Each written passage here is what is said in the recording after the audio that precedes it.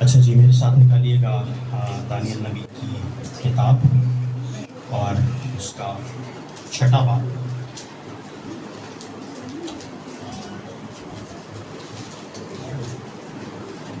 دانیل نبی کی کتاب اس کا 6واں باب اور اس کی 25ویں آیت سے میں آپ کے لیے پڑھوں گا۔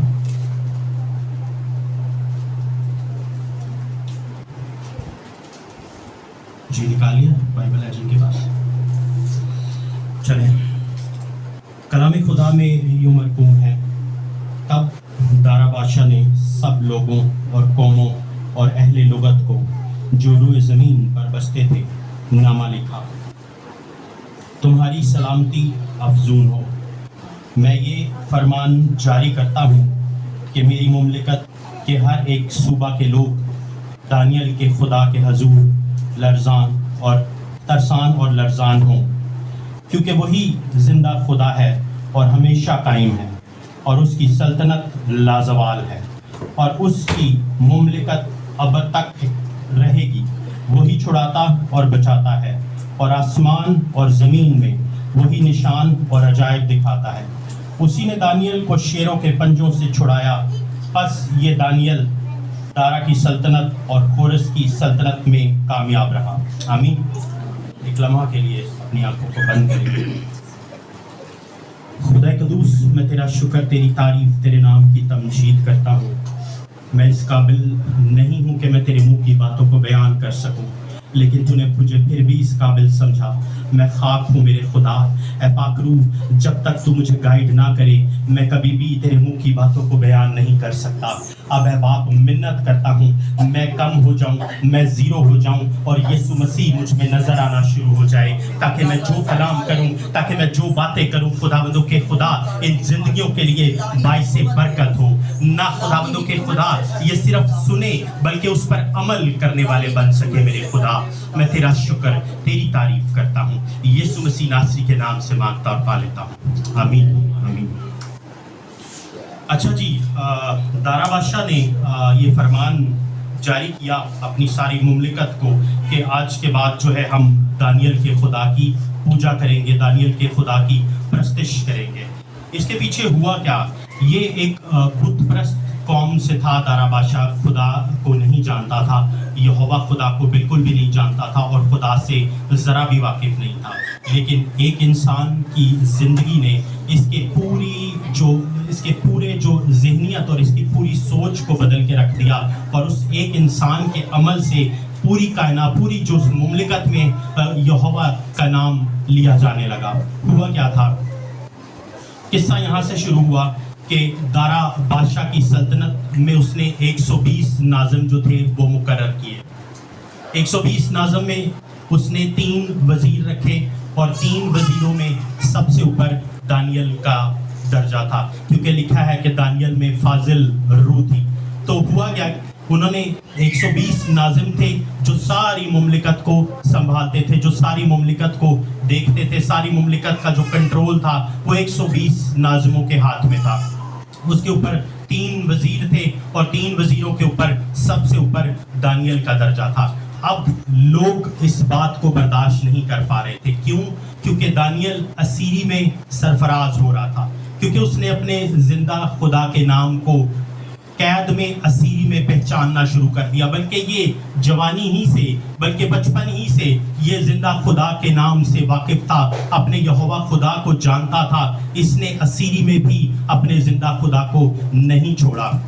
ہوا کیا کہ جب دانیل کو بادشاہ بنایا گیا، دانیل کو جب سب سے اوپر مقرر کیا گیا، سب سے اوپر وزیروں کے اوپر بھی ان کو مقرر کیا گیا، بادشاہ سکون میں آ گیا۔ بادشاہ نے کہا اب میں ریلیکس کرتا ہوں، سارا جو دار و مدار ہے وہ دانیل نبی دیکھے گا۔ اب دانیل نبی جب سب کام کر رہا تھا، 50 سال دانیل نبی کو ٹوٹل عرصہ لگا۔ جو لیڈرشپ کا رول تھا، دانیل مختلف طریقوں سے، مختلف ذرائع کے ذریعے لیڈرشپ کے رول پہ جو تھا اس مملکت میں فائز رہا۔ اب لوگوں کو یہ بات چبھنے لگ گئی کہ ایک غیر قوم کا بندہ آ کے ہمارے پہ حکومت جتا رہا ہے، ایک غیر قوم کا, ایک دوسری قوم کا بندہ آ کر ہمارے اوپر حکومت کر رہا ہے. لوگوں کو یہ بات بالکل ہضم نہیں ہو رہی تھی, لوگوں کو یہ بات پسند نہیں آ رہی تھی. انہوں نے سارے دانیل کی جو کام تھے, جو اس نے لیڈرشپ کی تھی, جو اس نے کام کیے تھے, لوگوں نے بڑی کوشش کی کہ کہیں سے اس کا فالٹ نکالیں اور اس کو فارغ کریں, کہیں سے اس کو پکڑیں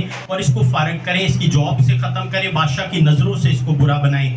جب سب کچھ کر چکے, 50 سال کا سارا ریکارڈ انہوں نے چیک کیا, لیکن دانیل کو کہیں قصوروار نہیں پایا.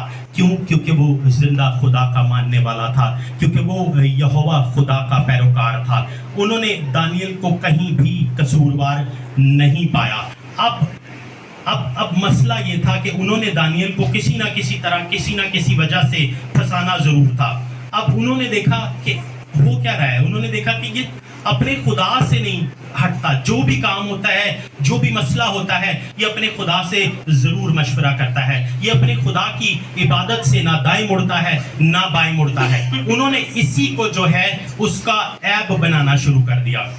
ہوا کیا کہ سارے لوگ جو ہیں وہ آئے بادشاہ کے پاس, ساری مملکت کے ناظم اور ان کے جو وزیر ہیں وہ بادشاہ کے پاس آئے اور بادشاہ کو کہا کہ اے بادشاہ, تو ایک فرمان جاری کر جس میں 30 دن تک جو ہے بادشاہ ہم تجھی سے مانگیں گے, ہم تیری ہی پرستش کریں گے, اور اس کے علاوہ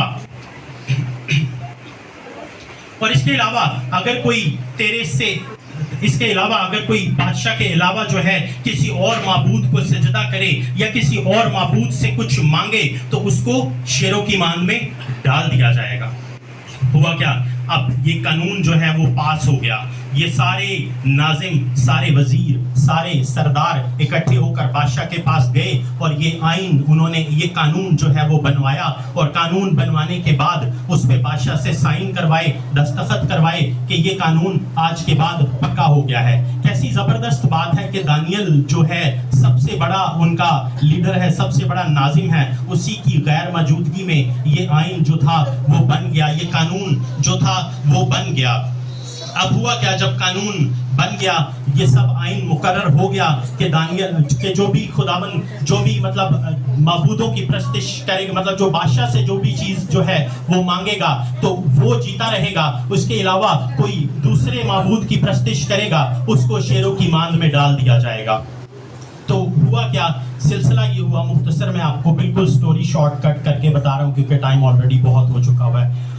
اب سلسلہ یہ ہوا کہ انہوں نے دیکھا, سارے لوگوں نے دیکھا کہ سلسلہ یہ چل رہا ہے کہ دانیل جو ہے اپنے خدا کی پرستش سے وہ نہ دائیں مڑ رہا ہے نہ بائیں مڑ رہا ہے. جب یہ آئین لکھا گیا, جب یہ قانون لکھا گیا اور دانیل کو پتا چلا کہ یہ قانون پاس ہو گیا ہے, وہ اسی طرح اپنے کمرہ میں گیا اور کمرہ کی کھڑکی یروشلم کی طرف کھلتی تھی, کھڑکی کو یروشلم کی طرف اس نے کھولا اور گھٹنے ہو گیا اور دعا کرنے لگ گیا. اسی طرح سے خداوند کے حضور جھکنے لگ گیا. آئین پاس ہو گیا ہے کہ کوئی بھی خداوند کی پرستش کرے گا وہ مار دیا جائے گا, لیکن یہ خداوند کے اتنے قریب تھا, اس کو کسی آئین کی فکر نہیں تھی, اس کو کسی قانون کی فکر نہیں تھی. اس نے اپنے زندہ خدا کو پریفرنس دی, اپنے زندہ خدا کو اول درجہ دیا اور خداوند کے حضور جا کے سجدہ ہو گیا. دعا کی خصوصیت اس کی یہ تھی کہ یروشلم کی طرف دروازہ کھولتا تھا, اس کو پتا تھا کہ ہیکل کی طرف دعا کروں گا منہ کر کے تو میری دعائیں, میری مناجات جو ہیں وہ قبول ہوں گی. اور اس کے علاوہ وہ گھٹنے ہوتا, سجدہ کرتا اور اپنی دعا جو ہے وہ خداوند کے حضور دعا کرتا, دعا مانگتا تھا. اب لوگوں نے, سارے لوگوں نے آ کے دانیل کو دیکھا کہ یہ تو قانون پاس ہو چکا ہے لیکن یہ پھر بھی بادشاہ کے علاوہ زندہ خدا کی پرستش کرتا چلا جا رہا ہے. اب لوگ جو ہیں وہ شکایت لگانے بادشاہ کے پاس آئے, بادشاہ کے پاس پہنچے. اس وقت واٹس ایپ کا دور نہیں تھا, نہیں تو وہیں سے تصویریں کھینچ کے کہ یہ دعا کر رہے ہیں, بادشاہ صاحب پڑھ لو انہوں نے شیران دیوان سے سڑتے. لیکن ہوا یہ کہ سارے لوگ اکٹھے ہو کے واپس آئے اور بادشاہ جو تھا وہ اندر سے دانیل کو پسند کرتا تھا. بادشاہ نے, جب ساری عوام خلاف ہو جاتی ہے نا, جب ساری عوام, تو بادشاہ کا بھی اختیار جو ہے وہ ختم ہو چلا جاتا ہے. ساری فوج, سارے ادارے, سارے انسٹیٹیوٹ اکٹھے ہو کے بادشاہ کے پاس آ رہے ہیں اور کہہ رہے ہیں کہ کیا تو نے یہ آئین نہیں بنایا تھا کہ تیرے سوا 30 دن تک کوئی تجھ سے مطلب تیرے سوا کسی اور معبود کی پرستش کرے یا کسی اور معبود کو مانے تو ہم اس کو شیروں کی مان میں ڈال دیں گے. تو بادشاہ نے کہا جی بالکل اسی طرح کا قانون تھا. انہوں نے کہا کہ تیرا پسندیدہ وزیر جس کو تو نے سلیکٹ کیا ہے, ہمارے اوپر لا کے بٹھا دیا ہے, جس کو تو نے ہمارا لیڈر بنا دیا ہے, وہ تیرے اس قانون کو اس کی دھجیاں اڑا رہا ہے, اس کو ذرا بھی نہیں مان رہا. اور جا کے دیکھ وہ اپنے زندہ خدا کو سجدہ کر رہا ہے, اپنے زندہ خدا کے حضور وہ سجدہ ریز ہے, اسی سے دعا مانگ رہا ہے. اس نے تیرے قانون کی کوئی پرواہ نہیں کی. اور یہ شکایت جا کے بادشاہ کو لگائی. اور یہ جو شکایتوں والا سلسلہ ہے نا, یہ میں اس دن بھی بتا رہا تھا کہ مجھے بڑا عجیب لگتا ہے. بچپن میں بھی اس طرح ہوتا تھا کہ جب ہم ٹیسٹ یاد کر کے نہیں جاتے تھے اسکول میں, تو جو ٹیچر آتی تھی وہ بتاتی تھی چلیں جی آج نیکسٹ چیپٹر پڑھیں گے ہم. میں بڑا خوش ہوتا تھا کہ چلو ٹیچر بھول گئی, آگے چلتے ہیں. لیکن جنہوں نے یاد کیا ہوتا تھا وہ شکایت لگانے سے باز نہیں آتے تھے. وہ ٹیچر کہتے تھے نہیں ٹیچر ہم نے یاد کیا ہے تو یہ آج ٹیسٹ لیں. تو اس ٹائم میری جان پہ بن جاتی تھی. اس ٹائم سے مجھے جو ہے نا یہ شکایت لگانے والے لوگ بڑے زہر لگتے ہیں. تو سلسلہ یہی تھا کہ اب یہ لوگوں نے جا کے بادشاہ کو شکایت لگائی. اب بادشاہ جو ہے وہ اندر سے دانیل کو بہت پسند کرتا ہے. وہ نہیں چاہتا, سارا ٹائم اس نے کوشش کی کہ آئین میں کوئی ایک ایسی چیز یا کوئی ایک ایسی شک نکل آئے جس سے میں اس قانون کو جو ہے وہ توڑ کے اور دانیل کو جو ہے وہ بچا سکوں. لیکن لوگوں کا پریشر اتنا تھا, لوگوں کا اتنا زیادہ پریشر تھا کہ اس کو بادشاہ کو جو ہے لوگوں کی بات ماننی پڑی. انہوں نے کہا کہ دانیل کو لے آؤ. اب دانیل کو جب لایا گیا, دانیل کو لا کے شیروں کی ماند میں ڈال دیا گیا. اب شیروں کی ماند میں ڈالنے کے بعد انہوں نے پتھر رکھا اور اپنی سیلیں لگا دی, اس کے اوپر لاک کر دیا کہ کسی بھی طرح سے دانیل جو ہے وہ باہر نہ نکل سکے. اور اندر بھوکے شیر بیٹھے ہوئے ہیں. اندر جب بھوکے شیر بیٹھے ہوئے ہیں اور دانیل کو اندر چھوڑ دیا گیا ہے, اور بادشاہ کی حالت جو ہے اس ٹائم غیر ہو رہی تھی. اور لکھا ہے بادشاہ کی حالت جو تھی اس ٹائم غیر ہو رہی تھی. تب بادشاہ نے حکم دیا, دانیل کو شیروں کی مان میں ڈال دیا. پر بادشاہ نے دانیل سے کہا تیرا خدا جس کی تو ہمیشہ عبادت کرتا ہے تجھے چھڑائے گا. اب بادشاہ کو پتا ہے, خداوند پہ توکل کر رہا ہے. اس کو پتا ہے کیونکہ یہ دانیل کی زندگی سے بڑی بخوبی واقف ہے اور دانیل کو بڑی اچھی طریقے سے جانتا ہے. اور اس کو پتا ہے کہ دانیل کا خدا اس کو بچا لے گا. دانیل سے زیادہ ایمان اس کے بادشاہ کا تھا کہ وہ اس کو بچا لے گا. اور ایک پتھر لا کر اس مان کے منہ پر رکھ دیا اور ساری انہوں نے اسٹیمپ لگائی. تب بادشاہ اپنے کیسر میں گیا اور اس نے ساری رات فاقہ کیا. یہ لیول تھا بادشاہ کا دانیل کے ساتھ محبت کا. اس نے ساری رات کچھ نہ کھایا, ساری رات پریشان رہا, ساری رات مشکل میں رہا. اس دن محل میں کوئی موسیقی نہیں ہوئی, کوئی کچھ نہیں ہوا. کیوں؟ کیونکہ وہ پریشان تھا اور اس نے فاقہ کیا اور اس کو نیند بھی نہیں آ رہی تھی, جاگ رہا تھا وہ. اور فوراً جب جاگا, صبح ہوئی اور سب سے پہلے بادشاہ جو ہے وہ اس کے شیروں کی مان کے پاس پہنچ گیا. اور وہاں پر جا کے کہتا ہے شیروں کی مان کی طرف چلا, اور جب مان پر پہنچا تو غمناک آواز سے دانیل کو پکارا. بادشاہ پیار کرتا تھا اس سے, لیکن بھوکے شیر تھے. اتنے عرصے سے شیر بھوکے پڑے ہوئے ہیں اور ایک درد تھا بادشاہ کے دل میں, ایک کرب تھا بادشاہ کے دل میں کہ جس سے میں پیار کرتا ہوں وہ مر گیا ہے, اس کو شیر کھا گئے ہوں گے. لیکن جب اس کی آواز سنی, بادشاہ نے دانیل کو خطاب کر کے کہا اے دانیل, زندہ خدا کے بندے, کیا تیرا خدا جس کی تو ہمیشہ عبادت کرتا ہے قادر ہوا کہ تجھے شیروں سے چھڑائے؟ ہاللیلویا, ہاللیلویا. اب آگے تب دانیل نے بادشاہ سے کہا اے بادشاہ ابد تک جیتا رہے. 80 سال کے لگ بھگ دانیل نبی کی عمر ہو چکی ہے اس وقت جب شیروں کی مان میں ڈالا گیا. 50 سال لیڈرشپ کے رول میں رہا اور ایک بھی لمحہ ایسا نہیں آیا تھا جب اس نے بادشاہ کی حکم عدولی کی ہو, جب اس نے خدا کے اگینسٹ کوئی کام کیا ہو. دونوں چیزوں کو بڑی خوبصورتی کے ساتھ, اپنی جاب کو اور اپنے خداوند کے ساتھ جو تعلقات ہیں ان کو بڑی خوبصورتی کے ساتھ لے کر چل رہا تھا. اور میرے خدا نے اپنے فرشتہ کو بھیجا شیروں کے منہ کو بند کر دے, اور انہوں نے مجھے ضرر نہیں پہنچایا کیونکہ میں اس کے حضور بے گناہ ثابت ہوا, اور تیرے حضور بھی ہے بادشاہ میں نے خطا نہیں کی. हालेलुया. दानियल शेरों की मान से जिंदा निकल आया और एक भी ज़रर, एक भी नुकसान, कुछ भी नहीं हुआ उसको, और दानियल जिंदा का जिंदा शेरों की मान से वापस निकल आया. अब आगे शिकायतें लगाने वालों का हाल देखना क्या होता है. अब बस बादशाह नहायत शादमान हुआ और हुक्म दिया दानियल को उस मान से निकालें. दानियल साहब बाहर आ रहे हैं, शेरों के साथ सारी रात वॉक करते रहे हैं या पता नहीं क्या करते रहे हैं, लेकिन शेरों के मुंह बंद हो चुके थे क्योंकि जिंदा खुदा उसके साथ था. खुदा उसके साथ था. हालात मुश्किल आते हैं, हालात परेशानी, अब मुश्किल से मुश्किल तरीन हालात होते चले जाते हैं, लेकिन अगर आपका ताल्लुक आपके जिंदा खुदा के साथ है तो आप दानियल की तरह बेज़रर उस मान से बाहर निकल आएंगे और सरफराज होके बाहर निकलेंगे. बस दानियल उस मान से निकला और मालूम हुआ कि उसे कुछ ज़रर नहीं पहुंचा क्योंकि उसने अपने खुदा पर तवक्कल किया था. हालेलुया. और बादशाह ने हुक्म दिया और उन शख्सों को जिन्होंने दानियल की शिकायत की थी लाए, उनके बच्चों बीवियों समेत उनको शेरों की मान में डाल दिया. ये होता है शिकायतें लगाने वालों का हाल. और जो खुदा के लोगों के खिलाफ बात करते हैं ये हाल होता है उनका. अब उनको शेरों की मान में शेर उन पर गालिब आए और इससे बेशतर के मान की तह तक पहुंचे. शेरों ने उनकी सब हड्डियां तोड़ डाली. अभी शेर नीचे गिरे भी नहीं थे, ऊपर से फेंका है उनको और शेरों ने पकड़ के उनके सारे बारबेक्यू बना के खा खूब के खत्म. सिलसिला स्टोरी एंड. और दानियल इन्हीं शेरों के साथ एक दिन पहले खूबसूरती के साथ और बेज़रर बाहर आ गया क्योंकि दानियल का खुदा जिंदा खुदा है और शिकायतें लगाने वाले का खुदा माबूद बुत है, महज बुत है उनके खुदा. अब आगे चलते हैं. बेशतर के मान तक पहुंचे, शेरों ने उनकी सब हड्डियां तोड़ दी. उसके बाद मैं आपको एक स्टोरी बताता हूँ. होता क्या है सिलसिला, हम लोग जो है ना जिंदगी में जो कुछ करते हैं ये लौट कर वापस आता है. जिंदगी जो है मकाफाते अमल है. जो करेंगे वो हमारे साथ मुड़ के वापस आएगा. किसी के लिए अच्छाई करेंगे, अच्छाई मुड़ के आएगी. किसी के लिए बरकत चाहेंगे, आपके लिए बरकत आएगी. किसी के लिए लानत चाहेंगे, आप पे पलट के लानत आएगी. एक बार एक छोटा सा किस्सा आपको सुनाता हूँ. एक बार हुआ क्या, बड़ा वीक सा कमज़ोर सा इंसान था, भूखा, काफ़ी दिनों से भूखा, कुछ खाने को नहीं था उसके पास. अब परेशान था, करे क्या, ना तो कुछ पैसे हैं ना कुछ है. अब वो जा रहा है, सामने नदी आई, नदी में से उसने कहा चलो मछली पकड़ता हूँ.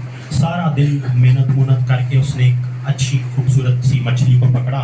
मछली को पकड़ के जा रहा था और साथ ही एक वहाँ पे दूसरा एक सही जवान किस्म का, ताकतवर किस्म का इंसान आया. उसका भी दिल किया मछली खाने को. अब उसने कहा इतनी मेहनत कौन करे, ये सुबह का लगा है, इसे छीन छून लेते हैं. अब उसने क्या किया, उसने मछली को छीन लिया. अब वो भूखा बेचारा कह रहा है यार मैं सुबह का भूखा हूँ भाई, मुझे ये ले जाने दे, मैं खाऊंगा, मेरा पेट भर जाएगा और मैं खुदावंद का शुक्र करूंगा, तो मुझे ये ले जाने दे. लेकिन जो ताकतवर इंसान था उसने उस मछली को उससे छीन लिया, लेके चला गया. अब जाते जाते मछली ने उसके हाथ पे ज़रा सा काट लिया. अब जाके उसने मछली बनाई. अब जो मछली ने काटा था थोड़ी देर बाद अगले दिन देखा वो ज़ख़म बड़ा हो गया था. अब वो ज़ख़म जब बड़ा हो गया, डॉक्टर के पास गया. डॉक्टर कहता है यार डॉक्टर साहब ये चेक करें, पता नहीं क्या स्टोरी हुई है. डॉक्टर ने देखा, अच्छा चलो ज़ख़म हो गया, पट्टी शट्टी कर दी, चलो जी चले जाओ. चले गया, लेकिन वो ज़ख़म और बढ़ना शुरू हो गया.